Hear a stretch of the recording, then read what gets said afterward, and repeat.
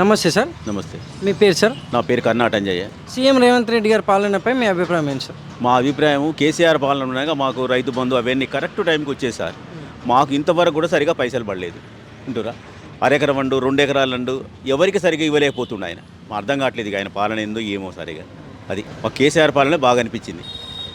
ఎందుకంటే సార్ ఇప్పుడు సార్ మా లీడరు వీరేశం గారు మా ఇంటి పక్కన ఆయన ఇల్లు, కానీ ఇప్పుడు ఆయన కల్లా మాట్లాడే గారు ఉన్న వాస్తవం చెప్తాను నేను వింటురా. మాకైతే వారు ఉండగానే అన్ని రకాలుగా అన్ని కరెక్ట్ వచ్చేది. ఈ రేషన్ కార్డులు అంటుండు, అంటుండు, ఇందిరా మిల్లు అంటుండు, ఏది లేదు ఎక్కడ లేదు, ఎక్కడ వేసిన గొంగలు అక్కడనే ఉంటుంది. అది ఇంతవరకు ఏది సకరంగా జరుగుతలేదు. అది సార్ విషయం. ఇక అది ముందు ముందు ఏం జరుగుతాయో ఏమి ఇస్తాడో ఎవరికి తెలియదు. అంతే ఇక ఏదే సరిగా అది అమలుకి వచ్చినాడు మనకు ఆయన మంచిగా చేసిన అనిపిస్తుంది. మరి గతంలో కేసీఆర్ గారి పాలనపై మీ అభిప్రాయం ఏంటి సార్? కేసీఆర్ పాలన మంచిగా ఉంది. నీళ్ళ కొదవ లేకుండా ఇప్పుడు కొన్ని పొలాలు ఎందుతున్నాయి. ఆ కాళేశ్వరం గురించి అదేదో చిన్నగా సాగు చెప్పేసి దాన్ని పండబెట్టారు. ఆ నీళ్ళని మొత్తం వృధాగా పోయినాయి.